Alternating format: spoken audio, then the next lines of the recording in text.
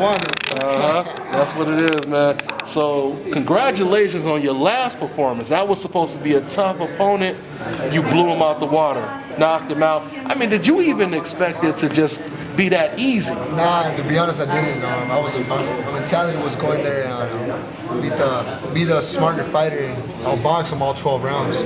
But he came out there being aggressive, and I had no choice but to kind of back him down. And good thing I got him with that shot and just ended everything.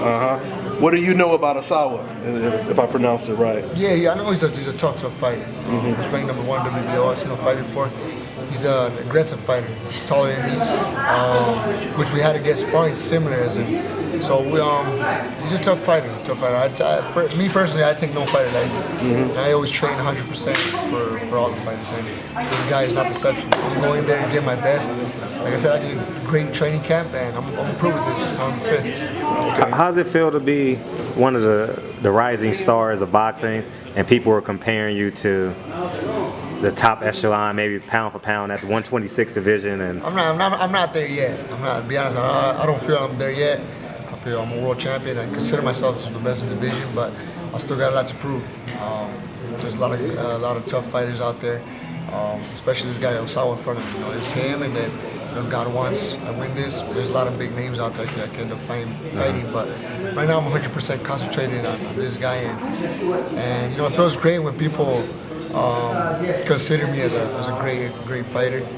But I still think people haven't seen a full, complete Oscar Valdez. What does the full, complete Oscar Valdez look like? I'll be going maybe all 12 rounds, showing that I got plan A, plan B, probably showing more of my boxing You haven't needed skills. plan B yet, though. Huh? You haven't needed plan B yet. So that's why that's why I mentioned regular fighters maybe, and anything can happen in boxing. So hopefully I won't have to have to use plan B or plan C, but I've always said the boxing critics are the toughest ones to convince. Every time I go on social media, I hear nothing but good comments about me and nothing but love, especially from my people from Mexico. So that means I'm doing something right.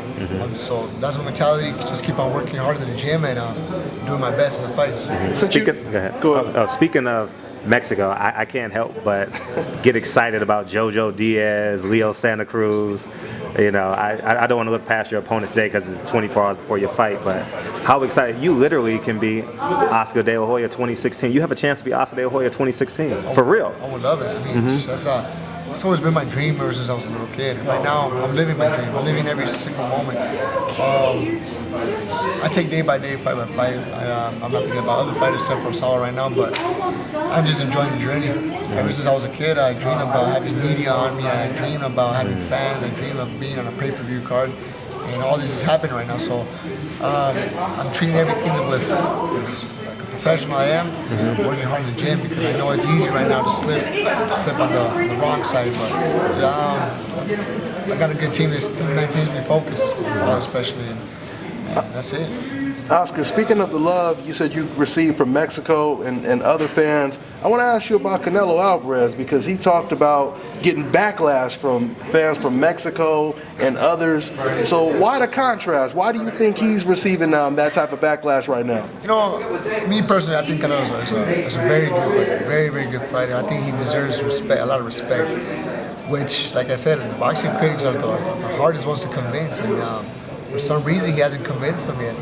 And like I said, I personally think he's a great fighter, but I think he's felt that a lot of his crowd has given him the back, has given him the cold shoulder, I would say. But and he's kind of taking it the wrong way as well. He's answering back with fire. He's getting upset as well with the crowd. But if I were to tell him, I'd tell him, just ignore all the comments and just do fight whoever you had to fight. And maybe get that Triple G fight, which I think he actually has a shot, and convince the people that he's a true champ. After you watched Golovkin versus Kell Brook, did that sway you at all, thinking maybe Canelo would do real good after watching that fight? Or I don't consider myself as I know everything about boxing, but you in the ring, so I've always said that Canelo has a shot, even though with Brook and Triple G. Canelo, I've seen, I got friends that spar Canelo and spar with Cotto. in the training camps, and we asked the question, well, who hits harder? I said Canelo has a tremendous power punch. So I kind of picture Triple G and Canelo going like a Danny Garcia versus Lucas Matiz. Everyone thought Lucas Matiz was going to beat him. And I don't want to say that I know everything about boxing, but I said Danny Garcia was going to win. I picked Danny too, by the way. I said Danny Garcia was going to win. Y'all got lucky. Y'all got lucky. But it's not the same when people fight you scared and going back. So when someone sits down and and picks your shots like Danny Garcia did with Matiz, I think it's going to be something similar like that with Triple G. I think Triple G fights very comfortable in there because everyone's scared of his power shots. And maybe Triple G will feel Canelo shot, maybe he won't fight the way he fights, but that's just a maybe, Because he's not used to fighting. I think Triple G is still a tremendous fighter, which is also Canelo. I think that will be a good fight. And I've been talking, I'll just take it and just give it your best. Yeah, and let me just close out with the fights we have this month, man.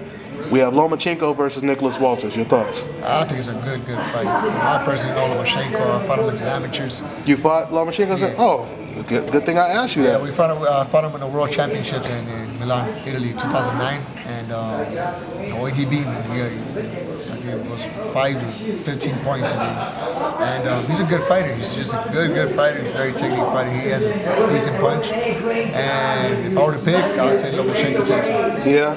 Okay, and Ward versus Kovalev. Ward, I think Ward is gonna unbox him. I don't want to pick no one over Ward. I would like to see Triple G with a fight Ward.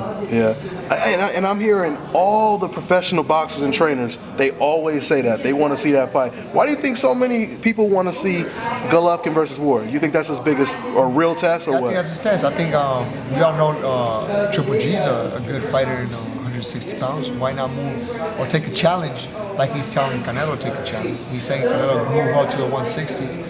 Where Canelo has 154, and why not move up if he's dominating the whole division? You heard it from Oscar Valdez. What can I ask you what sparring partners did you have for this camp? I had a lot of sparring partners, especially one of my main sparring partners is Manny Robles Jr., my trainer's son. He's a very good fighter, technical fighter. He helps me a lot. Him, I sparred Emilio Sanchez. Andy Nance says he's going to fight today against Casey Ramos. Tough fighters. Thank you, guys. Appreciate you. Good luck tomorrow. Thanks, brother. All right. Thank you, Oscar. Appreciate you, brother. Yeah. I'm about to take that. You already know what it is. It's Barbershop Conversations. Hit the subscribe and the like button today.